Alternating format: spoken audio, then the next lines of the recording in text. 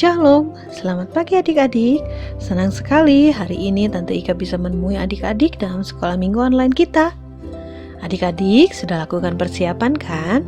Baik, mengawali sekolah minggu kita akan berdoa ya, lipat tangannya, tutup matanya, fokus kepada Tuhan. Tuhan Yesus yang baik, terima kasih untuk pagi hari ini. Terima kasih untuk penyertaan Tuhan dalam hidup kami. Kami mau sekolah minggu, kami mau menikmati hadirat Tuhan. Buat setiap kami mengerti firman Tuhan yang akan kami pelajari, kami boleh memuji Tuhan dengan segenap hati kami dan kami jadi pelaku firman Tuhan. Sehingga nama Tuhan dimuliakan lewat hidup kami. Ini doa kami Bapa di surga di dalam nama Yesus. Haleluya. Amin.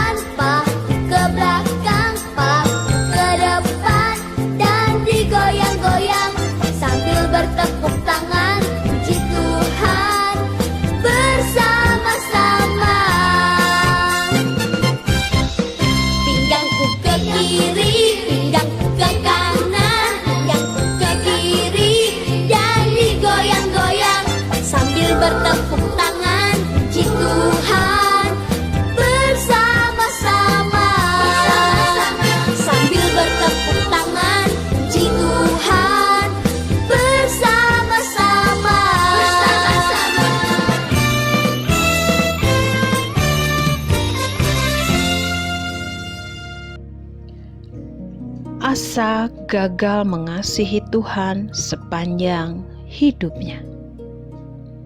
2 Tawarik 16. Perjanjian Asa dengan Aram. Pada tahun ke-36 pemerintahan Asa, majulah Baesa, Raja Israel, hendak berperang melawan Yehuda. Ia memperkuat Rama dengan maksud mencegah lalu lintas kepada Asa Raja Yehuda.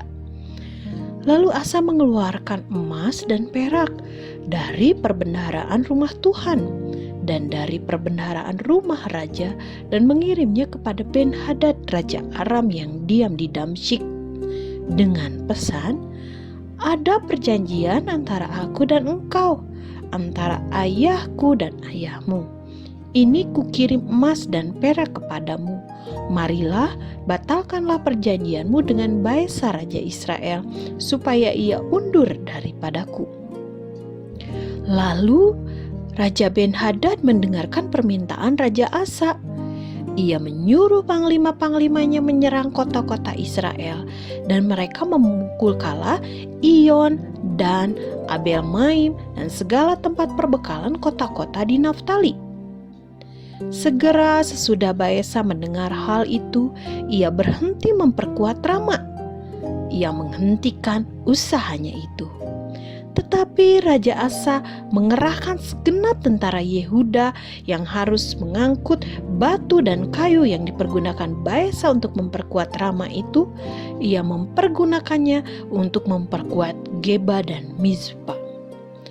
Pada waktu itu datanglah Hanani, pelihat itu, kepada Asa Raja Yehuda. Kata Hanani kepadanya, "Karena engkau bersandar kepada Raja Aram dan tidak bersandar kepada Tuhan Allahmu, oleh karena itu terluputlah tentara Aram dari tanganmu. Bukankah tentara orang Ethiopia dan Libya besar jumlahnya, kereta dan orangnya berkuda sangat banyak? Namun Tuhan telah menyerahkan mereka ke dalam tanganmu, karena engkau bersandar kepadanya. Karena mata Tuhan menjelajah seluruh bumi untuk melimpahkan kekuatannya kepada mereka yang bersungguh hati terhadap Dia. Dalam hal ini engkau telah berlaku bodoh. Oleh sebab itu mulai sekarang ini engkau akan mengalami peperangan." Maka sakit hatilah Asa karena perkataan pelihat itu, sehingga ia memasukkannya ke dalam penjara, sebab memang ia sangat marah terhadap dia karena perkara itu. Pada waktu itu Asa menganiaya juga beberapa orang dari rakyat. Pada tahun ke-39 pemerintahannya, Asa menderita sakit pada kakinya yang kemudian menjadi semakin parah. Namun dalam kesakitannya itu, ia tidak mencari pertolongan Tuhan, tetapi pertolongan tabib-tabib. Kemudian Asa mendapat perhentian bersama nenek moyangnya. Ia mati pada tahun ke-41 pemerintahannya dan dikuburkan di kuburan yang telah digali baginya di kota Daud. Mereka membaringkannya di atas petiduran yang penuh dengan rempah-rempah dan segala macam rempah-rempah campuran yang dicampur menurut cara pencampur rempah-rempah, lalu menyalakan api yang sangat besar untuk menghormatinya. Adik-adik, apa yang bisa kita pelajari dari video yang kita saksikan barusan? Yang pertama, kita belajar supaya kita tidak mengandalkan manusia atau diri sendiri, tetapi kita harus mengandalkan Tuhan. Seperti yang dikatakan oleh Amsal 3 ayat 5 dan 6. Percayalah kepada Tuhan dengan segenap hatimu dan jangan bersandar kepada pengertianmu sendiri. Akuilah Dia dalam segala lakumu, maka Ia akan meluruskan jalanmu. Ketika kita mengandalkan manusia, kita bisa kecewa adik-adik. Tetapi satu pribadi yang tidak akan pernah mengecewakan kita adalah Tuhan. Ayo andalkan Tuhan dalam hidup kita. Yang kedua, kita belajar kalau satu saat kita ditegur oleh orang tua, oleh guru, oleh orang-orang yang memegang otoritas atas kita, atau bahkan oleh rekan-rekan teman-teman kita, jangan sakit hati, tetapi ayo koreksi diri dan bertobatlah. Yang ketiga, kita belajar terus bangun hubungan dengan Tuhan lewat pembacaan Alkitab, doa, persekutuan sekolah minggu. Kita belajar dari Asa yang tadinya dia sungguh-sungguh mengasihi Tuhan, tapi satu waktu dia gagal mengasihi Tuhan. Dia lupa membangun hubungan dengan Tuhan. Adik-adik mau ya belajar dari video ini supaya setiap kita semakin hari semakin serupa dengan Tuhan dan jauh mengasihi Tuhan lagi, supaya hidup kita jadi berkat dan memuliakan nama Tuhan. Baik adik-adik yang mau melakukan firman Tuhan, ayo kita sama-sama berdoa minta Tuhan menolong kita untuk dapat melakukan firman-Nya. Kita berdoa ya. Tuhan Yesus yang baik, terima kasih untuk pagi hari ini. Kami sudah mendengarkan firman Tuhan. Kami berdoa biarlah setiap kami menjadi orang yang sungguh-sungguh mengandalkan Tuhan dalam kehidupan kami. Kami juga menjadi orang-orang yang lembut hati ketika kami ditegur, dan kami senantiasa membangun hubungan kami, hubungan pribadi kami dengan Tuhan lewat jam-jam doa, jam-jam pembacaan Alkitab, juga lewat persekutuan dan ibadah sekolah minggu.